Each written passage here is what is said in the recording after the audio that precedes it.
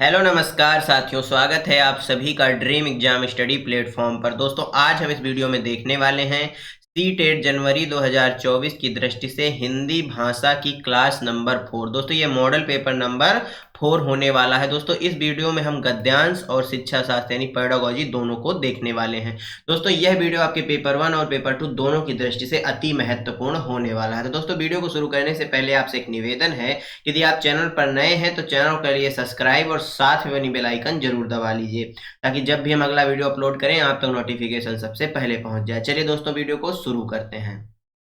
दोस्तों सबसे पहले हम गद्यांश को देखेंगे। आइए गद्यांश को पढ़ते हैं। जिसके जीवन में जितने अधिक दुख होते हैं वह उतना ही सबल होकर सुख की यात्रा पर निकलता है, क्योंकि दुख विपरीत स्थितियों से जूझने की क्षमता और दोस्तों हमारी ऊर्जा को जगाते हैं। कभी कभी मौसम में बड़ी विषमता दिखाई देती है। गर्मियों में वर्षा हो जाती है और शीतल वायु मौसम को सुहावना बना देती है। कई बार बरसात के मौसम में बादलों का नामो निशान तक नहीं रहता। कभी कभी कभी सर्दी, दोस्तों यहाँ पर मिस टाइपिंग है, सर्दी के मौसम में ठंड और कोहरे से निजात मिल जाती है। हल्के फुल्के कपड़ों में आराम से घूम फिर सकते हैं। मौसम की यही प्रतिकूलता हमारे अहित में नहीं होती। यही बात मनुष्य के जीवन में सुख दुख के संबंध में उतनी ही सटीक है। व्यक्ति तथा समाज दोनों के विकास के लिए परस्पर विरोधी भावों का होना अनिवार्य है। ग्रीष्म हो या वर्षा हो, पतझड़ हो या बसंत, वे एक दूसरे के विरोधी नहीं अपितु क्या है दोस्तों, पूरक हैं। एक के अभाव में दूसरे में आनंद कहाँ। सुख की अनुभूति के लिए दुख की अनुभूति होनी आवश्यक है। किसकी दोस्तों? सुख की अनुभूति के लिए दुख की अनुभूति होनी आवश्यक है। इसके द्वारा हमारे अंदर की ऊर्जा को जगाती है। दोस्तों यह जो दुख होते हैं ये हमारे अंदर की ऊर्जा को जगाते हैं। आइए क्वेश्चंस को देखते हैं। जिसके जीवन में जितने अधिक दुख होते हैं वह उतना ही क्या कायर हो जाता है, या सुखी हो जाता है, या सबल हो जाता है, या दोस्तों कामचोर हो जाता है? बताइए। जिसके जीवन में जितने अधिक दुख होते हैं वह उतना ही क्या हो जाता है दोस्तों? सबल होकर सुख की यात्रा तय करता है, यानी सबल हो जाता है। ऑप्शन सी इस क्वेश्चन का क्या हो जाएगा? राइट आंसर हो जाएगा। दोस्तों मौसम की विषमता से क्या अभिप्राय है? मौसम का सुहावनापन, मौसम की खराबी, मौसम की प्राकृतिक विपरीतता, या मौसम की दुखदायता? बताइए दोस्तों, जो मौसम की विषमता है इससे क्या अभिप्राय है? कभी कभी मौसम में बड़ी विषमता दिखाई देती है। गर्मियों में वर्षा हो जाती है और शीतल वायु में मौसम सुहावना बन जाता है। यानी दोस्तों ये क्या होता है? मौसम एक तरह से प्राकृतिक रूप से विपरीत हो जाता है। यहाँ पर देखिए, इसको पढ़िए अच्छे से। बड़ी विषमता दिखाई देती है। गर्मियों में वर्षा, यानी गर्मी का मौसम है, वर्षा हो रही, यानी विपरीत हो गया। तो दोस्तों ऑप्शन सी क्या हो जाएगा? राइट आंसर हो जाएगा। मौसम की प्राकृतिक विपरीतता मौसम की विषमता का अभिप्राय है। Option C correct answer. Next question देखते हैं। दुख विपरीत स्थितियों से डॉट डॉट क्षमता का विकास करता है। दोस्तों यहाँ पर रिक्त स्थान भरना है। दुख विपरीत स्थितियों से भागने की क्षमता का विकास करता है, छिपने की क्षमता का, हारने की क्षमता का, या दोस्तों जूझने की क्षमता का? तो दोस्तों जो दुख होता है वह दोस्तों किसकी क्षमता का? जूझने की क्षमता का विकास करता है। ऑप्शन डी क्या हो जाएगा? राइट आंसर हो जाएगा। ग्रीष्म हो, वर्षा हो, पतझड़ हो या बसंत, वे एक दूसरे के डॉट डॉट हैं, विरोधी हैं, पूरक हैं, समानांतर हैं, या विपरीत हैं? बताइए दोस्तों। ग्रीष्म हो या वर्षा हो, पतझड़ हो या वसंत हो, ये एक दूसरे के क्या है दोस्तों? विरोधी नहीं है, बल्कि क्या है? पूरक हैं। आप यहाँ पर गद्यांश में देख सकते हैं। अर्थात ऑप्शन बी इस क्वेश्चन का क्या हो जाएगा?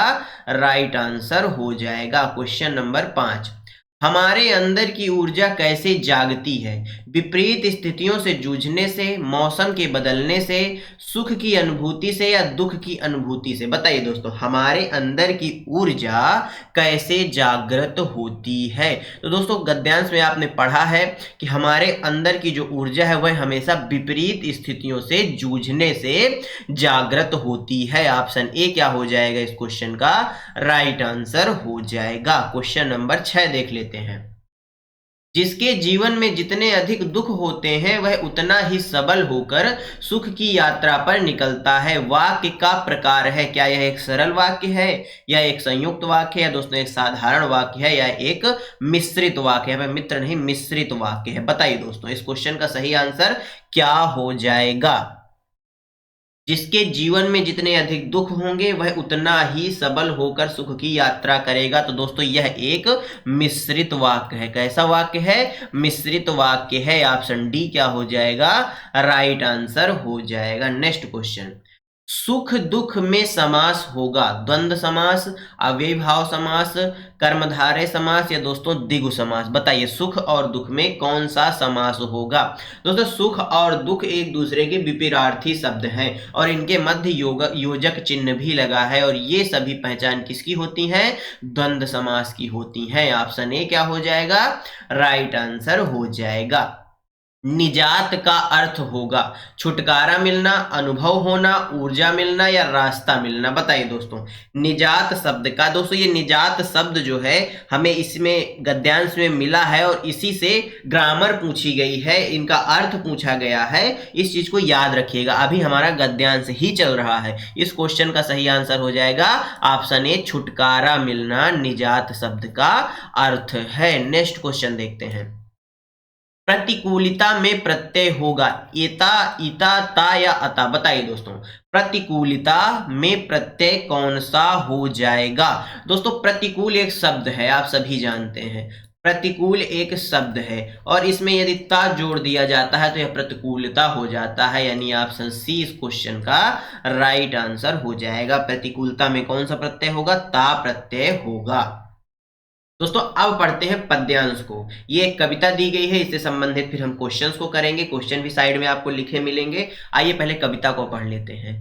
आज नव निर्माण के गीत गाएं, माँ भारती का घर आंगन सजाएं, हम सब मिल ऐसा देश बनाएं जिसके सब बच्चे पढ़ने जाएं, पाएं सब पुस्तक और स्लेट, कोई कभी ना सोए भूखे पेट, सदा मिले उन्हें बड़ों का प्यार, कोई न छीने अधिकार, कभी ना लुटे सपनों का संसार, मेहनत से ही हो सपने साकार, बच्चे खेलें ऐसे खेलें सदा रहे उनमें गहरा मेल, सब मिल ऐसा देश बनाएं घर घर में जहां खुशहाली छाए, समता संपन्नता के गीत गाएं, देश फिर सोने की चिड़िया कहलाएं। दोस्तों यह कविता है। आइए क्वेश्चन को करते हैं। कवि किसके नव निर्माण की बात कर रहा है? घर के, पार्क के, कारखाने के, या राष्ट्र के? बताइए। आज नव निर्माण के गीत गाएं, माँ भारती का घर आंगन। दोस्तों माँ भारती का घर आंगन यानी संपूर्ण राष्ट्र की बात हो रही है, संपूर्ण राष्ट्र की बात हो रही है। ऑप्शन डी क्या हो जाएगा इस क्वेश्चन का राइट आंसर हो जाएगा। इनमें से कौन सी विशेषता राष्ट्र के संबंध में कवि द्वारा कल्पित नहीं है? बच्चे शिक्षित हों, कोई भूखा ना हो, खूब सोना हो, या अधिकारों का हनन ना हो? दोस्तों इस कविता में निम्न में से ये जो चार ऑप्शन दिए गए हैं किस बात का जिक्र नहीं किया गया? तो दोस्तों खूब सोने का जिक्र नहीं किया गया, क्योंकि दोस्तों जो सोता है वह खोता है। वह राष्ट्र निर्माण कैसे करेगा जब वो सोता ही रहेगा? दोस्तों उसने, कवि ने जो है इसमें खूब सोने का जिक्र नहीं किया है। ऑप्शन सी क्या हो जाएगा राइट आंसर हो जाएगा। आइए आगे बढ़ते हैं। क्वेश्चन नंबर 12 देखते हैं। बच्चे किस प्रकार के खेल खेलते हैं? आपसी तालमेल वाले, घर घर में ही खेलने वाले, लड़ाई वाले, अधिक धन खर्च करने वाले? बताइए दोस्तों बच्चे किस प्रकार के खेल खेलें? इसमें बच्चे खेल ऐसे खेलें सदा रहे उनमें गहरा मेल। तो कैसे खेल खेलना चाहिए? जो दोस्तों आपसी तालमेल वाले खेल हों। ऑप्शन ए क्या हो जाएगा राइट आंसर हो जाएगा। Question number 13। कवि देश को क्या बनाना चाहता है? साम्राज्यवादी, शक्ति युक्त, समता संपन्नता युक्त सोने की चिड़िया, परमाणु शक्ति युक्त, या हथियार युक्त? दोस्तों लास्ट लाइन में ही लिखा गया है समता संपन्नता के गीत गाएं, देश फिर से सोने की चिड़िया कहलाए, यानी ऑप्शन बी इस क्वेश्चन का क्या हो जाएगा राइट आंसर हो जाएगा। Next question. व्यक्ति के सपने कैसे साकार हो सकते हैं? ईर्ष्या से, युद्ध से, प्रतिस्पर्धा से या मेहनत से? बताइए दोस्तों, व्यक्ति के सपने कैसे साकार हो सकते हैं? आइए इसमें देखते हैं। कविता में कहीं लिखा हुआ है, आज नव निर्माण के गीत गाएं, माँ भारती का घर आंगन सजाएं, हम सब मिल ऐसा देश बनाएं जिसके सब बच्चे पढ़ने जाएं, सब पुस्तक और स्लेट, कोई कभी ना सोए भूखे पेट, सदा मिले उन्हें बड़ों का प्यार, कोई ना छीने अधिकार, कभी ना लुटे सपनों का संसार। मेहनत से दोस्तों, ये लिखा हुआ है, मेहनत से ही हो सपने साकार। किससे हो दोस्तों? मेहनत से हो सपने साकार। ऑप्शन डी क्या हो जाएगा? राइट आंसर हो जाएगा। सदा रहे उनमें गहरा मेल, वाक्य में रेखांकित शब्द है। दोस्तों सदा रहे, इस शब्द का ये जो इन्वर्टेड कामा में बंद किया गया है, इसमें पूछा गया है इसमें कौन सा शब्द, कौन सा क्या है? क्रिया है, विशेषण है, संज्ञा है या सर्वनाम है? बताइए दोस्तों, क्या यह क्रिया है, क्या यह सर्वनाम है या विशेषण है या दोस्तों यह संज्ञा है? तो दोस्तों यह क्या है? यह विशेषण है। सदा रहे उनमें गहरा मेल, क्या रहे? सदा रहे उनमें गहरा मेल शब्द में जो है क्या है? विशेषण है। ऑप्शन बी क्या हो जाएगा इस क्वेश्चन का?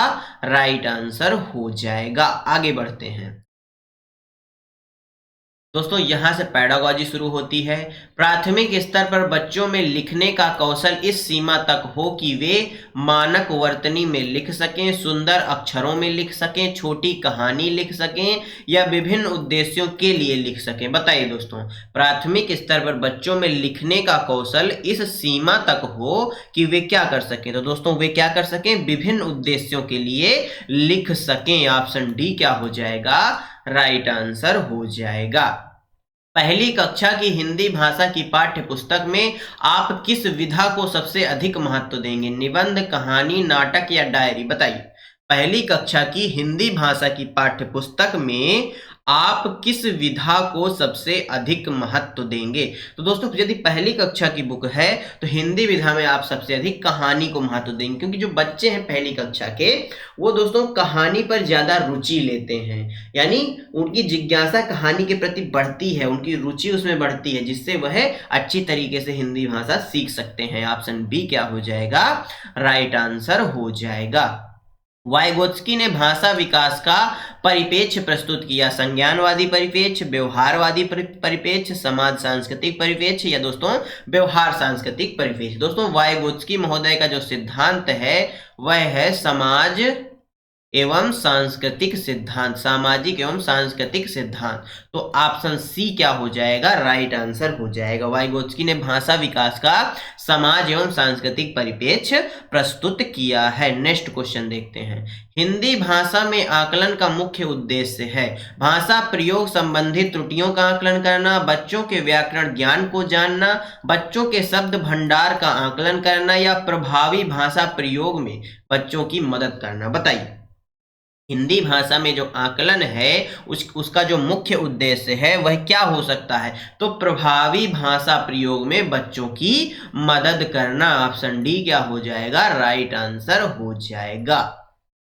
प्राथमिक स्तर पर कौन सी गतिविधि बच्चों की मौखिक अभिव्यक्ति के विकास में सबसे कम प्रभावी है? घटना वर्णन करना, कहानी को सशब्द दोहराना, कहानी को अपनी भाषा में कहना या चित्र दिखाकर कहानी कहलवाना? बताइए, प्राथमिक स्तर पर कौन सी गतिविधि है जो बच्चों की मौखिक अभिव्यक्ति के विकास में सबसे कम प्रभावी होगी? दोस्तों ध्यान रखिएगा, कहानी को सशब्द दोहराना, यानी जो कहानी दी गई है बच्चों को उसको सेम टू सेम उसी प्रकार से दोहरा देना, यानी पुनरावृत्ति कर देना, यानी रटना। ये चीजें क्या हैं? यह प्रभावी नहीं होंगी। ऑप्शन बी क्या हो जाएगा? राइट आंसर हो जाएगा। मुदिता अक्सर सा, यानी दोस्तों ये सीटी वाला सा है, इसको सरौता वाला सा बोलती है। मुदिता की भाषा शिक्षिका के रूप में आप इस स्थिति के बारे में क्या कहेंगे? भाषागत त्रुटि का होना, क्षेत्रीय भाषा का प्रभाव, भाषागत ज्ञान का अभाव या भाषा प्रयोग में लापरवाही? क्या दोस्तों भाषा प्रयोग में लापरवाही कर रही है मुदिता? तो बिल्कुल नहीं, वह भाषा प्रयोग में लापरवाही नहीं कर रही। क्या भाषा ज्ञान का उसको अभाव है? तो बिल्कुल ऐसा नहीं है, बल्कि दोस्तों उसकी क्षेत्रीय भाषा का प्रभाव है उसकी बोली में। ऑप्शन बी क्या हो जाएगा? राइट आंसर हो जाएगा। बच्चों की भाषाई क्षमता के आकलन के लिए डॉट डॉट सर्वाधिक सहायक है। बच्चों की परस्पर अनौपचारिक बातचीत, बच्चों की कक्षा में औपचारिक बातचीत, बच्चों और शिक्षक की परस्पर औपचारिक बातचीत या बच्चों का शिक्षक द्वारा प्रदत्त अभ्यास कार्य करना। बताइए, बच्चों की भाषाई क्षमताओं के आकलन के लिए सर्वाधिक सहायक कौन सा है? तो दोस्तों बच्चों की परस्पर अनौपचारिक बातचीत, ऑप्शन ए क्या हो जाएगा? राइट आंसर हो जाएगा। नेक्स्ट क्वेश्चन, प्राथमिक स्तर पर कौन सा भाषा शिक्षण का उद्देश्य नहीं है? अपने द्वारा कही गई बात की तार्किक पुष्टि करना, भाषा का सृजनशील एवं कल्पनाशील प्रयोग करना, रचनाओं के माध्यम से विभिन्न विषयों से जुड़ना, भाषा संबंधी व्याकरण को पूर्णतः कंठस्थ करना। बताइए, प्राथमिक स्तर पर कौन सा भाषा शिक्षण उद्देश्य नहीं है, यानी भाषा शिक्षण का उद्देश्य प्राथमिक स्तर पर कौन सा है? दोस्तों जहां पर कंठस्थ शब्द आ जाए, यह रटने से संबंधित है, यह एक निगेटिव पॉइंट है और यही इस क्वेश्चन का क्या हो जाएगा? राइट आंसर हो जाएगा। नेक्स्ट क्वेश्चन, प्राथमिक स्तर की शिक्षा में संप्रेषण का माध्यम ही होनी चाहिए, क्योंकि इसी भाषा में ही बच्चे का मस्तिष्क सबसे पहले क्रियाशील होता है। अंग्रेजी भाषा, मातृभाषा, प्रदेश की भाषा या हिंदी भाषा? दोस्तों प्राथमिक स्तर में हमारी नई शिक्षा नीति है, न्यू एजुकेशन पॉलिसी है, जो कहती है कि बच्चों को मातृभाषा में शिक्षा दी जाए। कहाँ तक दोस्तों? 1 से 5 तक, और हो सके तो 6 से 8 तक बच्चों को मातृभाषा में शिक्षा दी जाए। तो यहाँ पर प्राथमिक स्तर की बात की गई है, तो संप्रेषण के लिए मातृभाषा का प्रयोग उचित होगा। ऑप्शन बी क्या हो जाएगा? राइट आंसर हो जाएगा। संगीता अक्सर शब्दों को उल्टा लिखती है और लिखते समय कुछ अक्षरों को क्या करती है? छोड़ देती है। उसे लिखने में कठिनाई होती है, उसकी समस्या डॉट डॉट से संबंधित है। डिस्ग्राफिया, डिस्कैलकुलिया, दृष्टिबाधिता या डिसलेक्सिया? बताइए दोस्तों, लिखने संबंधित समस्या क्या कहलाती है? तो दोस्तों लिखने संबंधित जो समस्या है यह क्या कहलाती है? डिस्ग्राफिया कहलाती है। कौन सी क्या कहलाती है? डिस्ग्राफिया कहलाती है। ऑप्शन ए क्या हो जाएगा? राइट आंसर हो जाएगा। गणित संबंधी दोस्तों डिस्कैलकुलिया, पढ़ने संबंधी दोस्तों डिसलेक्सिया, याद रखिएगा। आगे बढ़ते हैं। जब बच्चे कहानियां पढ़ते हैं तो, दोस्तों लो नहीं है यहाँ पर, तो है, तो वे बिना किसी उद्देश्य के पढ़ते हैं, वे घटनाओं पात्रों में उलझ जाते हैं, वे अन्य लोगों के अनुभवों में प्रवेश करते हैं, उनका नैतिक विकास अनिवार्यतः होता है। बताइए, जब बच्चे कहानियां पढ़ते हैं तो क्या होता है? तो दोस्तों क्या होता है? वे अन्य लोगों के अनुभवों में प्रवेश करते हैं। ऑप्शन सी क्या हो जाएगा? राइट आंसर हो जाएगा। प्राथमिक स्तर पर आधारभूत कौशल है लिखना और बोलना, पढ़ना और लिखना, सुनना और बोलना या पढ़ना और सुनना? बताइए, प्राथमिक स्तर का जो आधारभूत कौशल है वह कौन सा है? तो वह है दोस्तों सुनना और बोलना। प्राथमिक स्तर में सुनने और बोलने पर बल दिया जाता है। ऑप्शन सी क्या हो जाएगा? राइट आंसर हो जाएगा। दोस्तों जो कौशल होते हैं, भाषा कौशल, वह 4 होते हैं। कौन कौन से दोस्तों? लिखना, पढ़ना, बोलना और दोस्तों सुनना। ये 4 होते हैं और ये सभी आपस में अंतः संबंधित भी होते हैं। क्वेश्चन नंबर 28, बच्चों की लेखन क्षमता के आकलन में सबसे कम महत्वपूर्ण कौन सा है? मानक वर्तनी, विचारों की स्पष्टता, मौलिकता या कल्पनाशीलता? बताइए, बच्चों की लेखन क्षमता के आकलन में सबसे कम महत्वपूर्ण कौन सा है? तो वह है दोस्तों मानक वर्तनी। ऑप्शन ए क्या हो जाएगा? राइट आंसर हो जाएगा। साधारण तौर पर शिक्षक यह समझते हैं कि बच्चों को लिखना तब सीखना चाहिए जब उन्हें वर्गों की पहचान हो जाए। यह विचार पूरी तरह से अवैज्ञानिक है, सही एवं स्वीकार्य है, वैज्ञानिक है या बाल स्वभाव के अनुकूल है? बताइए दोस्तों। तो दोस्तों यह फैक्ट पूर्णतः अवैज्ञानिक है। ऑप्शन ए राइट आंसर हो जाएगा। भाषा के पाठ्यक्रम में कहानी का शैक्षणिक प्रयोग मुख्यतः इसलिए जरूरी है क्योंकि इससे बच्चे व्याकरण के नियमों को कंठस्थ कर पाते हैं, स्मरण क्षमता का विकास करते हैं, उच्चारण संबंधी गलतियों में सुधार करते हैं और पढ़ना लिखना सीखते हैं। बताइए, भाषा के पाठ्यक्रम में कहानी का शैक्षणिक प्रयोग मुख्यतः इसलिए जरूरी है क्योंकि इससे बच्चे क्या करते हैं? उच्चारण संबंधी गलतियों में सुधार करते हैं। ऑप्शन सी राइट आंसर हो जाएगा। दोस्तों धन्यवाद आप सभी का हमारे साथ बने रहने के लिए। दोस्तों आज हमने हिंदी की क्लास नंबर 4 यानी मॉडल पेपर 4 कंप्लीट कर लिया है। आगे दोस्तों आगे भी हम मॉडल पेपर करते रहेंगे हिंदी के। दोस्तों लगभग परीक्षा तक आपको 30 मॉडल पेपर हम करवा देंगे। तो दोस्तों आज का वीडियो आपको कैसा लगा हमें कमेंट बॉक्स में जरूर बताइए। यदि वीडियो अच्छा लगा हो तो वीडियो को लाइक कर दीजिएगा, अपने दोस्तों के साथ शेयर कर दीजिएगा, और दोस्तों यदि आप चैनल पर नए हैं तो चैनल को भी सब्सक्राइब कर लीजिएगा, ताकि जब भी हम अगला वीडियो अपलोड करें आप तक नोटिफिकेशन सबसे पहले पहुंच जाए। चलिए दोस्तों मिलते हैं आपसे अगले वीडियो में, तब तक के लिए जय हिंद जय भारत। अपना और अपनों का ख्याल रखिए, सभी का सम्मान करिए। धन्यवाद दोस्तों।